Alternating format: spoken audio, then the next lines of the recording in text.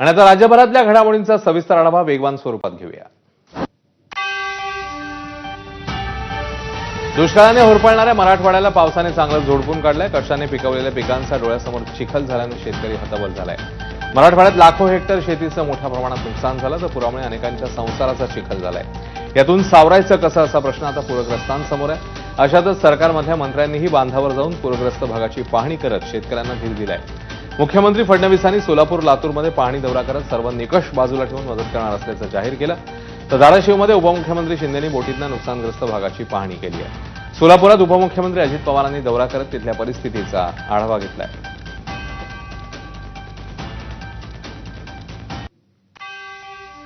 धाराशिवमध्ये शिवसेना आणि युवा सेनेकडून पूरग्रस्तांना मदत झाली। मात्र पूरग्रस्तांना देण्यात आलेल्या किटवर उपमुख्यमंत्री एकनाथ शिंदे आणि मंत्री प्रताप सरनाईक यांचे फोटो असल्यानं मदत वाटपातही प्रचार करण्यात येत असल्याचा आरोप विरोधी पक्षनेत्यांनी केला। तर गावकऱ्यांनीही किटवर शिंदे आणि सरनाईकांचे फोटो असल्यानं टेम्पो परतवून लावले।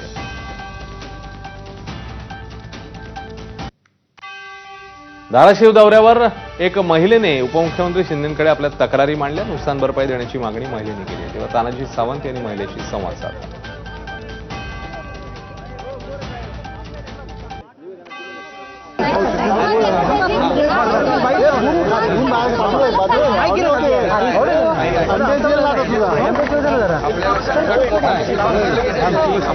ज्यादा मदत करायला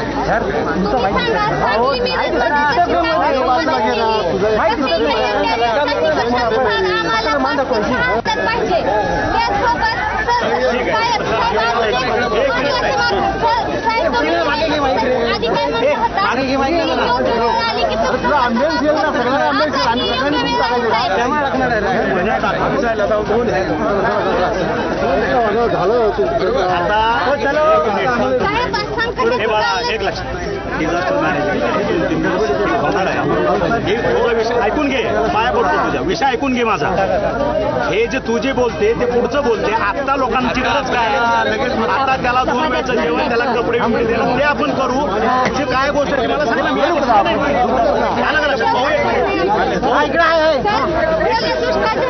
होईल ते करतील।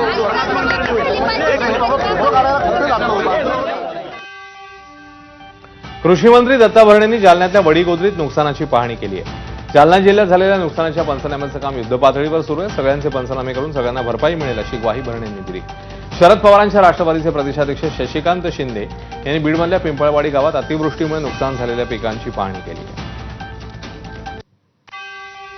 मी तुम्हाला एवढं सांगतो की 1 एकराचं सुद्धा ज्याचं नुकसान झालंय त्याचं 1 एकराचं क्षेत्र सुद्धा 10 गुंठ्याचं पण क्षेत्र राहणार नाही। सगळ्याचे पंचनामे करून सगळ्याला नुकसान भरपाई दीपावलीच्या अगोदर दिली जाईल। कर्जमाफीच्या बाबतीमध्ये निश्चित प्रकारे शेतकरी खूप अडचणीत आहे। कधी गारपीट होती, कधी अतिवृष्टी होती, कधी दुष्काळ पडतोय। त्यामुळं या कर्जमाफीच्या बाबतीमध्ये या राज्याचे मुख्यमंत्री आणि या राज्याचे दोन्ही उपमुख्यमंत्री निश्चित प्रकारे, मी तुम्हाला एवढं जास्त काय सांगत नाही, पण योग्य वेळी योग्य निर्णय घेतला। गोळेगावमधल्या महिलांना पंकजा मुंडेंसमोर अश्रू अनावर झाले। गावाचं पुनर्वसन करावं, काहीच राहिलं नाहीये असं महिलांचं म्हणणं। तर पंकजाताई मदत करा अशी गावकऱ्यांकडून आणि महिलांकडून भावनिक साथ। गोपीनाथ मुंडे यांनी शब्द दिला होता पुनर्वसन करू, कदाचित माझ्या हातून ते होणार असावं, पंकजा मुंडेंची प्रतिक्रिया।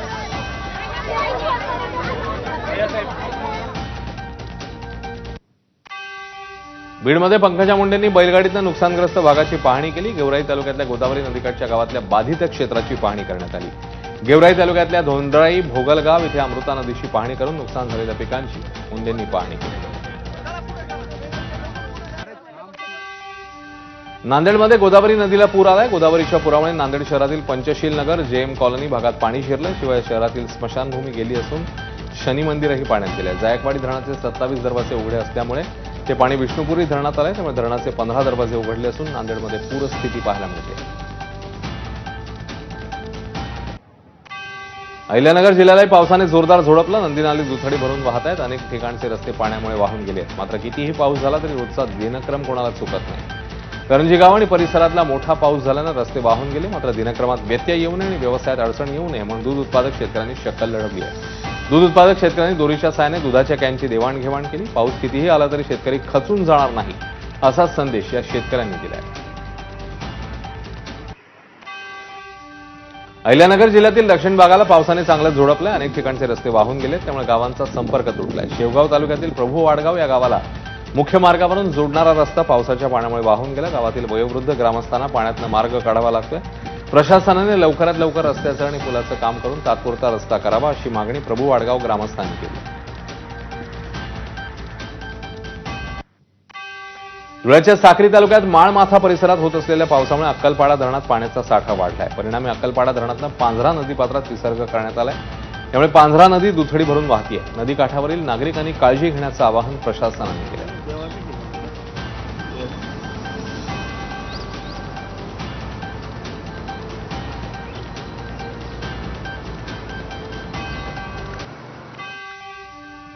परभणी जिल्ह्यामध्ये यंदा पावसाने आणि नद्यांना आलेल्या पुराने शेतीमध्ये होत्याचं नव्हतं केलं. परभणीच्या सेलू तालुक्यातील राजवाडी या गावचे तरुण शेतकरी नारायण काष्टे यांच्या स्वप्नांवर पुराने अक्षरशः पाणी फेरलं. नारायण काष्टे यांनी 10 एकर जमिनीत पिकांची लागवड केली. या पिकांची अक्षरशः माती झाली.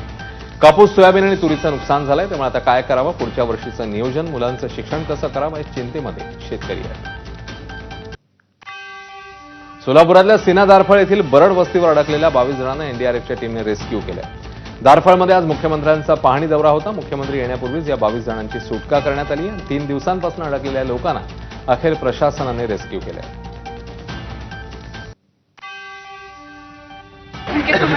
काही नाही, आम्हाला यांनी बाहेर काढलं, ह्यांचे आभार आहेत. यांनी भरपूर मदत केली म्हणावी लागेल आम्हाला. एवढ्या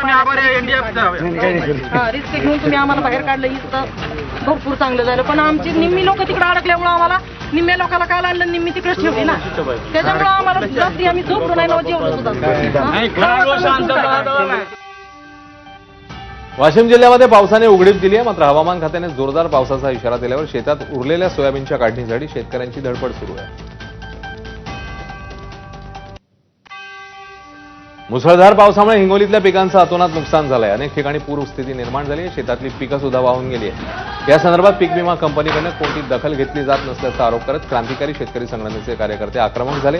कार्यकर्ते पीक विमा कंपनीच्या कार्यालयामध्ये जाब विचारण्यासाठी गेले आणि त्यानंतर आक्रमक झालेल्या कार्यकर्त्यांनी चक्क कार्यालयातल्या खुर्च्या आणि साहित्यांची तोडफोड केली.